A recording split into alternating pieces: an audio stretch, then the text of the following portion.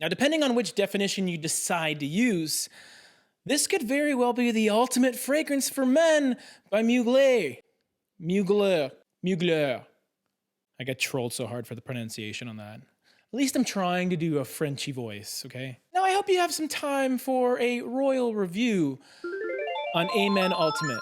With a colorful flanker-filled fragrance line like Amen, there was a tremendous amount of speculation online regarding what the next fragrance is going to be. What fun new fragrance note was going to be featured? What would it be called? But most importantly, would it look friggin' dope on my shelf so I can flex online? I haven't worked out in like a month. For me, I had everything crossed that it would be pure civet with that dope pink and blue bottle design that I made. But I was wrong, even though I think pink and blue would look dope. That's why I'm just a YouTuber. At long last, the mystery began to unravel because it became apparent online that the new Amen flanker had been announced, and it was blue. Mamma mia! Well, at least I got the star color right guys? Amen Ultimate is a reimagining of the original Amen, rather than the more traditional flanker approach of simply adding a new note or a component, kind of like pure Tonka or Cryptomint. According to Jacques Huclier, Hercules, the idea was to create a fragrance that is woody, fresh, floral, and gourmand all at the same time. A fragrance that conveys darkness scattered with light, using the intensity of the ingredients to express the magnetic vibrations that travel across the universe. So basically a bunch of artsy-fartsy contradictions in masculine fragrance form. But really, Amen Ultimate is classified as a woody oriental fragrance that essentially tries to do it all at once. It kind of wants to be bold like the 1996 Amen, but not quite as brash. It strives to be sweet, but still fresh, and the notes themselves play into this narrative.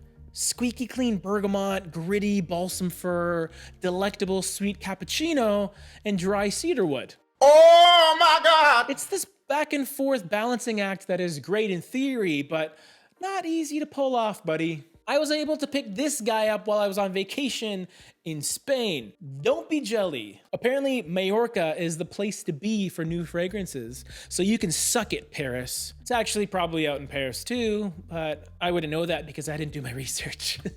What's with the name?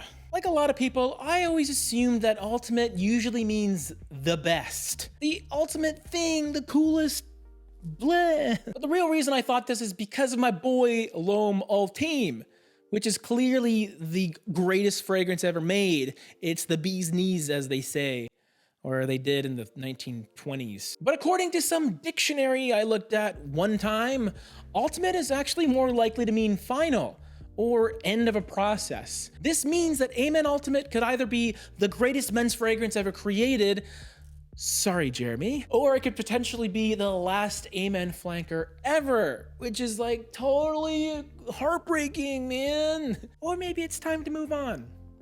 Change is good, after all. Turns out there's also a third definition of ultimate, which is basic and fundamental, but let's forget about that for now.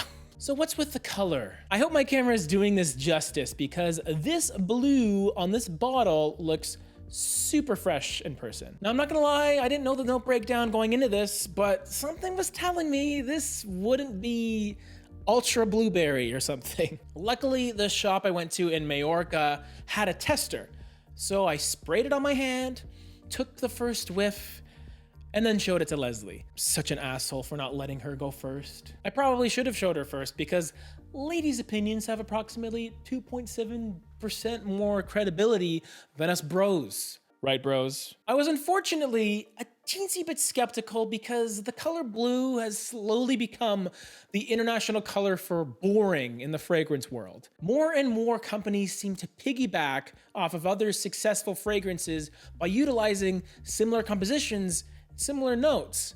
We see this all the time. There's all kinds of followers and less innovation. Kind of reminds me of YouTube lately. Oh, hell no. No tea, no shade. I've been watching a bit of RuPaul Drag Race, so I'm down with the drag lingo. In regards to innovation, however, Mugler has always been proud to be different. And even though the blue bottle could have been a severe red flag, See what I did there? Amen does not smell like Bleu de Chanel or Dior Sauvage. Thank God it doesn't smell like Product Carbon, because that fragrance is shite. That just smells like Dior Sauvage. Honestly, when we smelt it, we liked it quite a bit, especially my fiance Leslie. Oh yeah, we're engaged now. Having worn this for a few weeks now, I can honestly say that I objectively enjoy the smell. It's not a bergamot and Broxton oversimplification. Amen Ultimate is a pretty ambitious fragrance concept in a rather straightforward 4-note package. You got your bergamot opening, which is less about genuine citrus and translates to more of a feeling of cleanliness. Some people will be quick to label it as a synthetic smell, but just because it kind of smells like shampoo doesn't mean it smells cheap. I'm just saying, I've had some pretty expensive shampoo and conditioner in my day. The woodiness in this fragrance does give it a little more dimension in the dry down, which is a valuable addition to that fresh quality in the beginning. By far though, the star of the show is that cappuccino note. And there's a reason that they decided to call it a cappuccino note rather than your standard Mugler coffee note. It's sweet and creamy, more of a Starbucks mocha frap rather than Timmy's crap. Tim Hortons, not Imagine Scent. No tea, no shade. Overall, the scent is pretty linear, to be honest, and goes through subtle changes in very quick succession that you really need to pay attention to in order to notice. Especially in the designer realm of things, it does bring something a bit different than what you're used to, unless you're used to butt plugs. So how does the Ultimate Amen fragrance perform? Let me tell you, if I had to describe it in one word, its performance would be modern. Let's be honest, guys.